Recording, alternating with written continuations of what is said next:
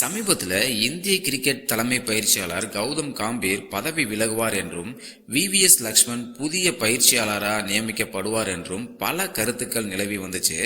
இந்த நிலையில தான் பிசிசிஐ எடுத்துள்ள முடிவுகள் மற்றும் ஒரு தலைமை பயிற்சியாளராக கௌதம் காம்பீரின் எதிர்காலம் குறித்தும் இந்த வீடியோல டிஸ்கஸ் பண்ண போறோம் கைஸ். ஸோ வீடியோக்கு ஒரு லைக்கை கொடுத்துக்கோங்க. சேனலுக்கு புதுசாக வரீங்கன்னா சப்ஸ்கிரைப் பண்ணிக்கோங்க. வாங்க இன்னைக்கு வீடியோக்குள்ள போகலாம். இந்திய கிரிக்கெட் அணியின் தலைமை பயிற்சியாளராக கௌதம் காம்பீர் ஜூலை 2024 டிராவிடிற்கு பிறகு பதவியேற்றாரு. இவர் பதவியேற்ற பிறகு இந்திய அணி 19 டெஸ்ட் போட்டிகளில் விளையாடினாங்க. 19 டெஸ்ட் போட்டிகளில் வெறும் 7 போட்டிகளை மட்டுமே வென்றது இந்தியா. மீதம் 12 போட்டிகளில் இந்தியா தோல்வியை சந்தித்தது. அவரது தலைமையில் ஆஸ்திரேலியா மண்ணில் ஒரு போட்டியிலும் இங்கிலாந்து மண்ணில் 2 போட்டிகளும் வென்று அசத்தியது.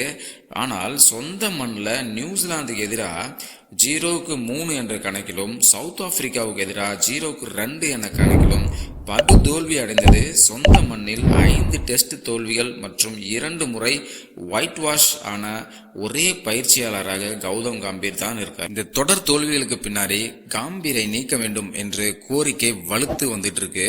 இதன் காரணமாக விவிஎஸ் லக்ஷ்மன் அவருக்கு பதிலாக நியமிக்கப்பட உள்ளதாக வெளியான தகவல்களை பிசிசிஐ செயலாளர் தேவ்ஜித் சயாக்கியா மற்றும் பிசிசிஐ துணைத் தலைவர் ராஜீவ் சுக்லா அவர்களும் மறுத்திருக்காங்க அப்படின்றதான் விஷயம்.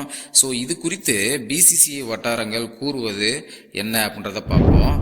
புதிய பயிற்சியாளரை நியமிக்கவோ அல்லது தற்போதுள்ள பயிற்சியாளரை நீக்கவோ எந்த திட்டமும் இல்லை அப்படின்னு சொல்லி பிசிசிஐ செயலாளர் தேவ்ஜித் சயாக்கியா தெளிவாக கூறிட்டாரு அப்படின்னு தான் சொன்னோம்.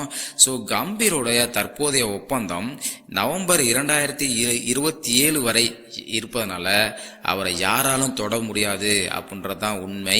ஸோ இருந்தாலுமே காம்பீரோட எதிர்காலம் வருகின்ற T20 உலகக்கோப்பை 2027 நடைபெறக்கூடிய T20 உலகக்கோப்பையில் இந்திய அணி ஜெயிக்கும் பட்சத்தில் காம்பீர் பதவியை தொடர்வார். இல்லை என்றால் கண்டிப்பாக காம்பீரோட பதவி நீக்கப்படும் என்பதில் மாற்று கருத்தே இல்லை அப்படின்றது சமூக வலைதளங்களில் பரவி வரக்கூடிய கருத்து.